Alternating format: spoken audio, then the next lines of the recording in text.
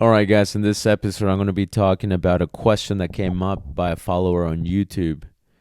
So the question is it's submitted by Vivian.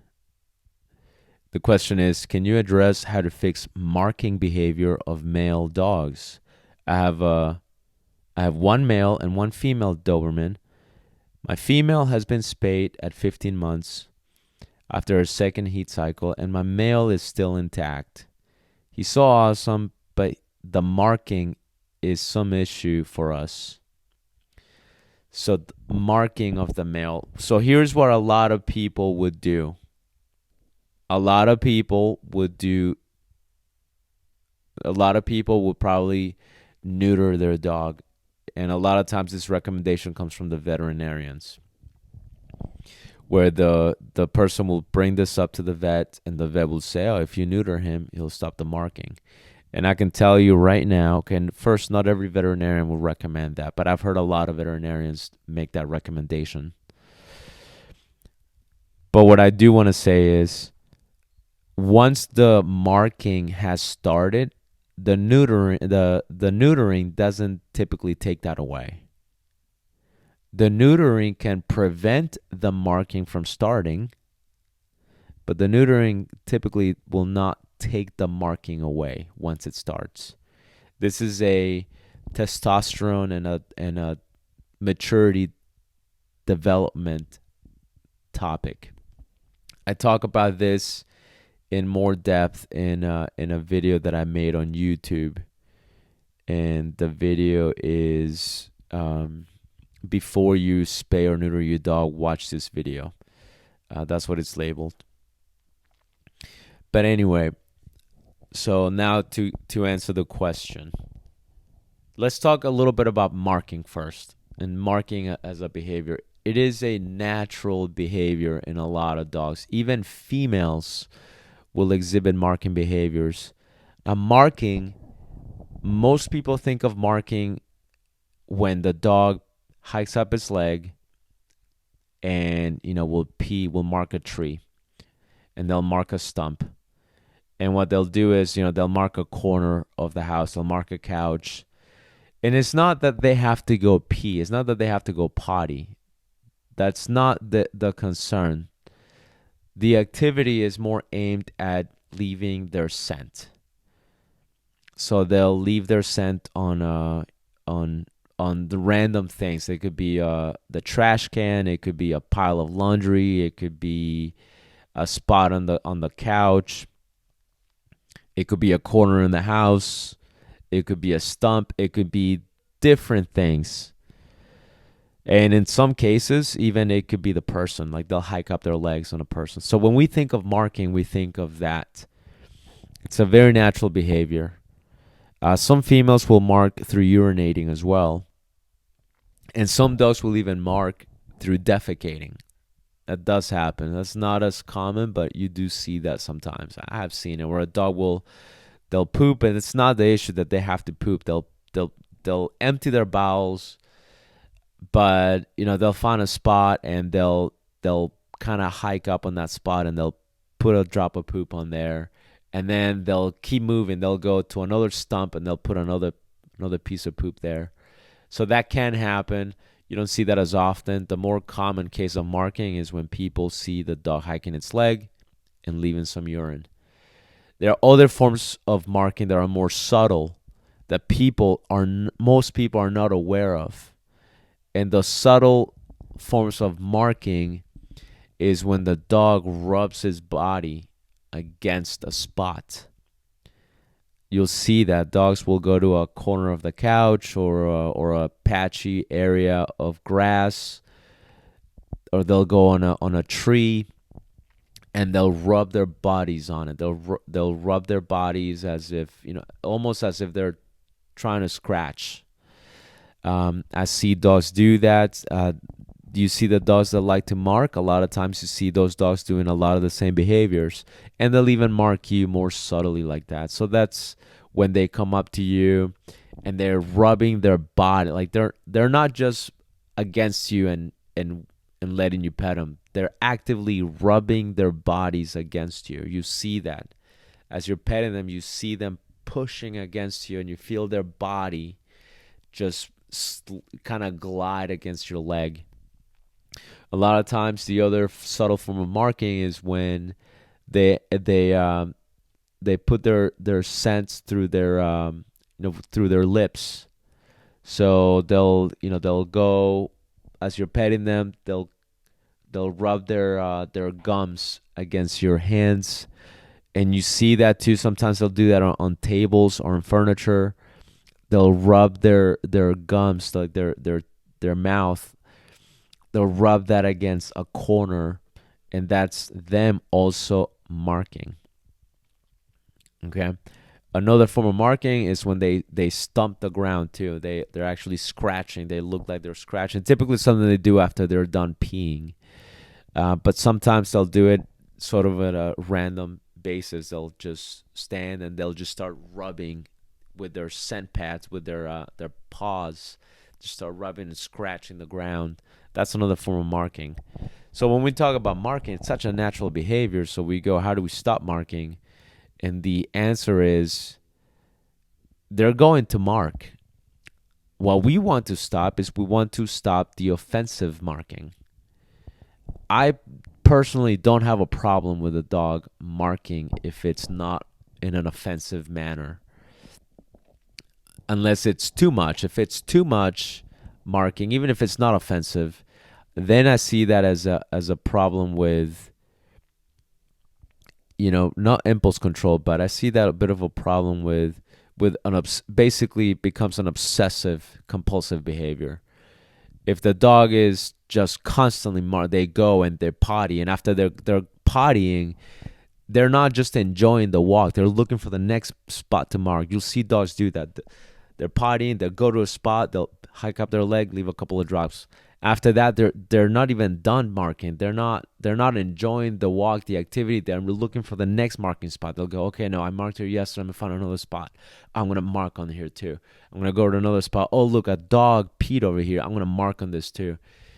And sometimes it seems so obsessive, where you look at it as this dog has an obsessive compulsive behavior right now.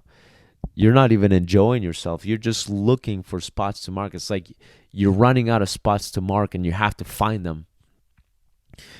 And it can be so the dog looks so frustrated because they're like, I gotta keep marking. So technically that type of marking is not offensive. They're not marking in my house, they're not marking on me. But the fact that it is so compulsive, I want to stop that as well for the sake of the dog. I want the dog to go, I need to relax. I marked a couple of spots, that's good. I don't need to be so worried about what to mark next. So that's when I'll put a stop to it. That's when I'll go, dude, you gotta relax. The other times that I'll put a stop to it is if it's offensive, meaning you're marking on spots that you shouldn't be you shouldn't be marking inside the house. Inside the house or indoors, period, that's not the place to mark. If we're doing a sporting event, marking or any sort of elimination on the trial field is an automatic disqualification. So obviously we don't want that. If we're doing if it's a scent detection dog, the dog is looking for drugs, explosives, there is no room for marking. You have to be focused on the task at hand. So we want to eliminate that. If the dog is marking in the house or the dog is marking on you, because some dogs will do that, it's the offensive marking, not even the rubbing, like I'm gonna hike up my leg and I'm gonna pee on you. That definitely we have to put a stop to that. So I just wanted to go in a little bit of depth into what marking was and how it exhibits itself before we go to the how do we address it. Now, keep in mind that I am giving a general prescription here. I'm not being specific because each case is very unique. So it is up to you to interpret what I'm going to tell you and decide whether it applies to your dog or whether you need somebody to help you with this. Because I'm not going to get incredibly detailed because it would be irresponsible for me to tell you exactly step by step how to address this when I don't even know your situation. So the advice that I'm going to be giving here is a bit general. So how do we stop the marking? I've had to deal with this. Okay, one of my dogs, when I first adopted him, he likes to mark. Um, but when we first got him, and I was training him, and I was bonding with him, and we were getting to know each other, even though his training was coming along, he would mark outside, so not offensive. But one time, he decided he was gonna mark me, and he was like, "Hey," he sniffed my leg. That's what they do. They sniff your leg, and then they move over and they hack up their leg. So he did that. And the moment I saw that leg come up, I gave him a hard correction. It was like a few hard corrections.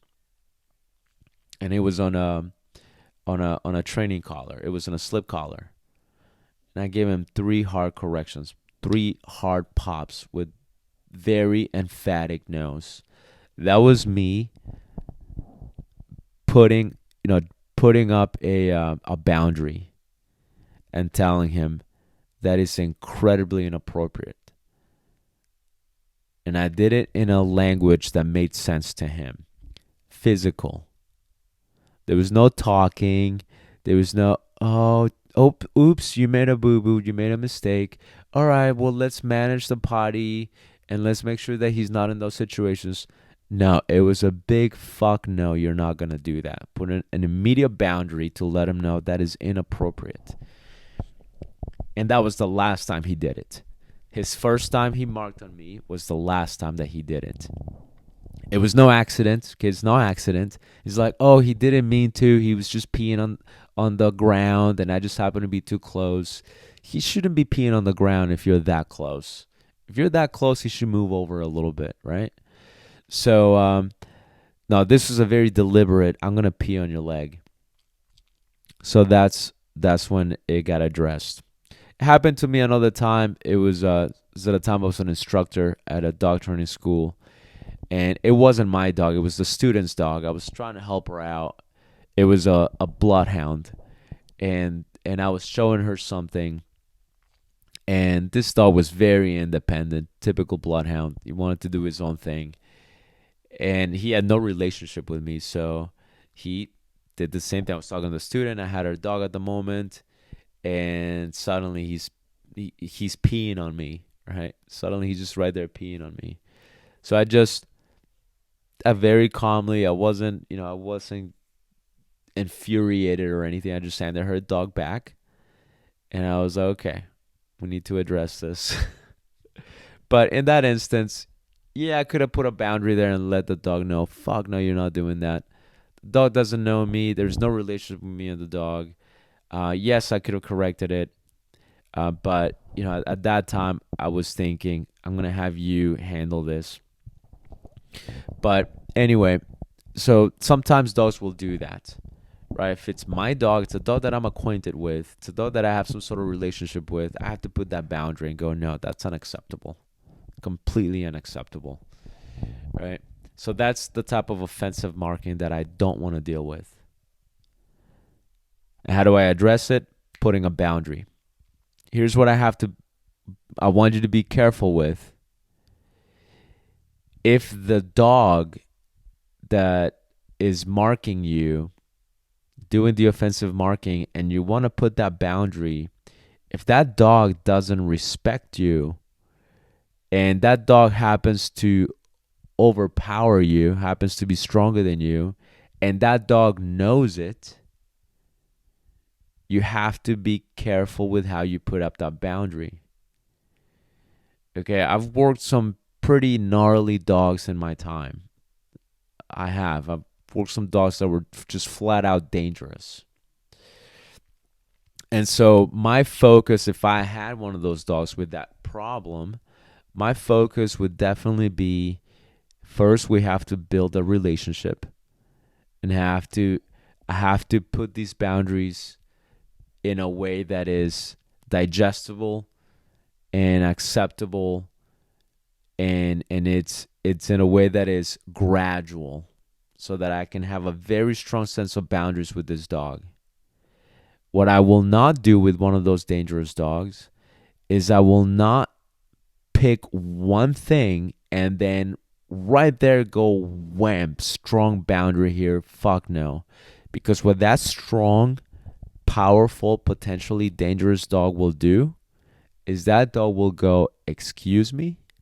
Who the fuck are you to tell me no, I can't piss on you? Now you have a fight. Now, if you have a fight and it's a strong dog, powerful dog, a dog that clearly has no respect for you, okay, and they've shown this in other areas, that dog could that could become a very dangerous situation. So you have to be careful with how you address this. It worked for me with this particular dog because I did have a relationship. I was forming a set of boundaries and relationship. Um, I was forming a relationship with this dog. I was working with him. I was training him. So this wasn't like our first. This is a deal breaker, and wham, here's a correction. Because if I had done that, the type of dog that he is, he's 15 now. He's, you know, an older dog. He doesn't act too old, but he's 15. Back then when this happened, he was about 3. So he could have put up a fight, and the type of dog that he was, he definitely would have put up a fight. But because the relationship that we were forming, he didn't. So he was like, "Oh yeah, I crossed the boundary. That was unacceptable. Yep, those corrections make sense to me. I'm not gonna do that again." But if it was a different situation, I would have been in a bit of a pickle. I've had some very dangerous dogs that I've worked with, and if one of them did it, I will probably reassess my situation. I'll probably go, I need to kind of go back to the drawing board on this, because if I try to put a strong fuck no boundary right here with this dog that I know is dangerous, I'm going to go to the hospital. So you have to be aware of this. You have to feel comfortable with the dog. The dog has to have some sense of boundaries here. Okay? Because sometimes marking you, yeah, it's very inappropriate, but it doesn't flat out mean, hey, fuck you, I have zero respect for you. It wasn't the case with my dog. He did what I told him to do. It's just this one thing, it was inappropriate, highly inappropriate. It was disrespectful. But there was different boundaries formed elsewhere where this wasn't a surprise to him when I gave those corrections. The other type of inappropriate marking is when it happens in the house. So the offensive, inappropriate marking is when it happens in the house. My rule right there is going to be very similar. There's no pissing in the house. There's no pissing. There's no shitting in the house. If you're a puppy, hey, it happens. You learn how to potty, right? If you're a brand new dog that I just got from the shelter, look, I'll manage it. I'll go, you didn't know. I'm not going to immediately assume that the dog's being an asshole and the dog just wants to mark everywhere. I'm going to err on the side of caution, and I'm going to assume, okay, this dog just got adopted, just got gotten from the shelter, and he, maybe I need to work on the potty training. So what I'm going to do is I'm going to crate him, and I'm going to manage his potty breaks, and I'm going to gradually give him more freedom in the house as he gains proficiency with potty breaking outside. But if it's a dog that you've had for a while, like in the case of this person that asked the question, or the dog is a year old now, and it seems that they've had the dog since he was probably very young, it matured with them, it grew up with them, and at some point in his maturity, he started to develop some marking behaviors that probably started outside, I would assume, maybe not. But then very quickly started to happen inside the house. So if it happened inside the house, again, because I'm giving general advice, is I don't know the entire details surrounding this person's question. So I'm going to go with what I think, and I'm still going to tell you this is still general. You still need to see whether this applies to you or not. I have to think now. The 1-year-old Doberman, did it have a potty training issue in the past? If it had a potty training issue in the past, it might have originated from that. Maybe the dog didn't have a potty training issue. Maybe the dog had no issues at all when it came to pottying, and the dog always pottied outside. And maybe the dog developed the marking behavior a little bit later. Okay? So those are two possibilities that could be happening. Maybe the dog wasn't fully potty trained. That might be the case, or it might not. And so marking just kind of became a thing. Or the dog had no potty training issues, and then marking behavior developed. Now, why is that relevant to me? Because I'm gonna look at him. I'm gonna go at him from two different perspectives, from two different angles. If the 1-year-old dog had accidents that were sort of frequent in the past, and marking just sort of kind of became a thing, but the potty training wasn't fully established before the marking started, I'm going to treat this marking at first as a potty training issue. Because if the dog had potty training issues in the beginning that weren't really addressed, and they were just looked as minor accidents, then what I'm going to do is I'm going to crate that dog. That's going to be crated, and he's not going to get a lot of freedom. And I'm going to potty train that dog from the beginning. Meaning, you're going to be out to either train, hang out for a little bit, and eat. And then you're going to spend the bulk of your time in the crate. And this is just so we can address the potty training issue. If that's the case. All right? And then once I feel comfortable that you understand the potty training issue, then your outside freedom, outside the crate, not outside the house, but your walking around and hanging out freedom will increase gradually. So if I let you hang out besides training, if I let you hang out for 10 minutes at a time here and there, your time outside will gradually increase until I know the potty training issue has been addressed. Now, if at this point you're asking yourself, well, how do I know that? How do I know if the potty training issue has been addressed? This is too quick and too broad. The advice here in this episode is meant to be broad, and it's meant to be quick, because I don't know the details surrounding your specific situation as a listener or as the person who brought up this question. So now once I've isolated the potty training issue and I can go, okay, it's no longer a potty training issue. Or if I say, honestly, it's never been a potty training issue. It just started. One day he just started marking. Now I go, okay, so potty training is not an issue. Now it's a marking behavior issue. Or if I have addressed the potty training issue, now let's address the marking issue. And here's how I'm going to address that. First, I'm going to make sure all these areas are thoroughly clean. I will get an enzyme cleaner, and it's not just a regular cleaner. I'm going to get an enzyme cleaner. A lot of pet stores will have them. You can find them on Amazon as well. And what it does is it gives the rug, the couch, this very deep cleanse.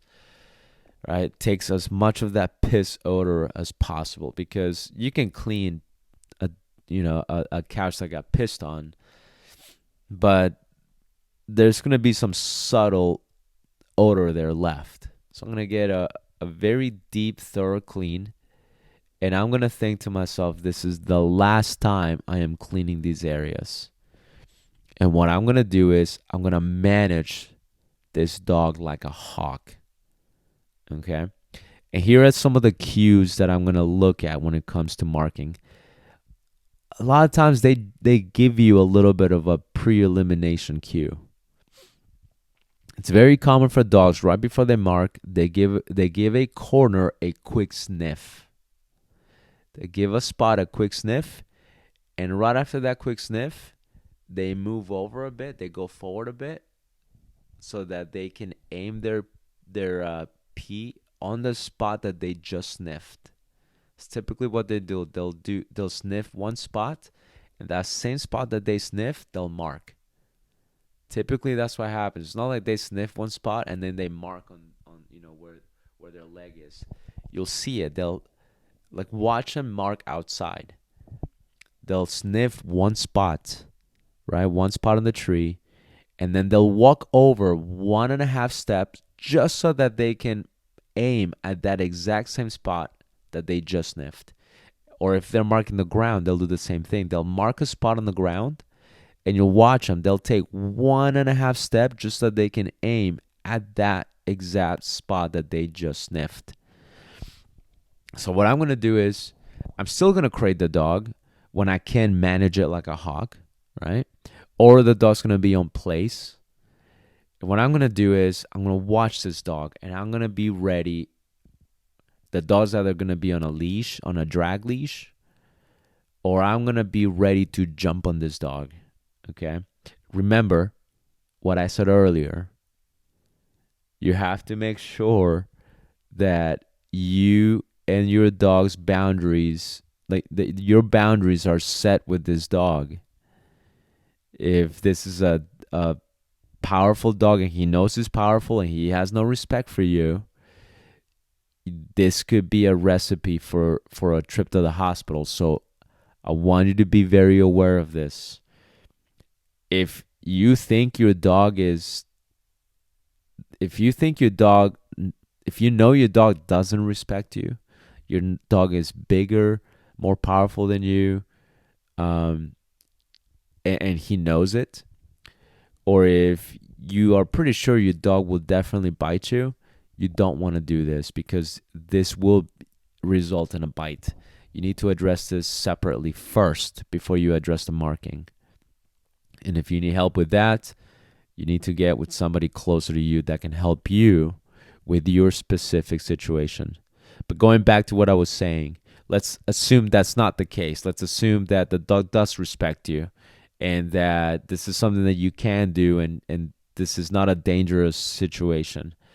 What I'm going to do is I'm going to watch that dog like a hawk, and I'm going to just keep an eye on him. And if I can't watch him, he'll be in the crate. But I'm going to treat the times outside of the crate or inside the house as training sessions. Basically, that's what they are.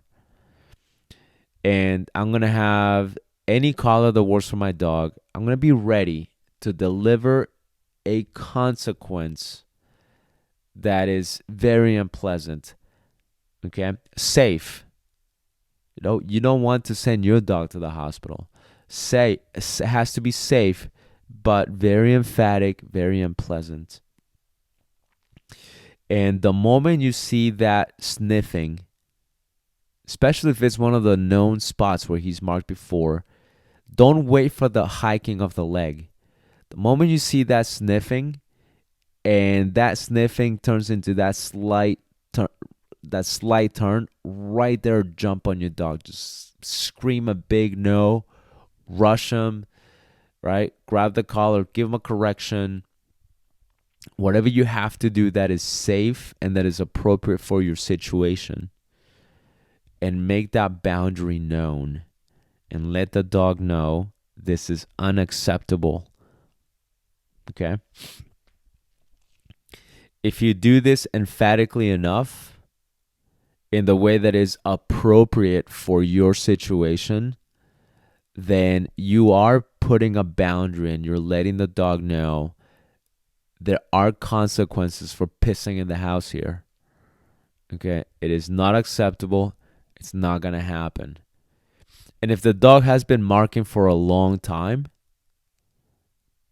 this is something that is not going to take one session. This is something that's going to take probably several weeks of management. Several weeks of management. And possibly even months of management.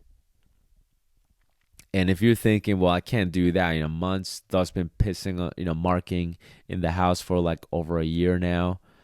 And it's something that he's just very adamant about doing. then you know what? Very simple solution. That dog is crated when he cannot be monitored. If I can't monitor you, you're going to be crated. That's it. That's the end of the story.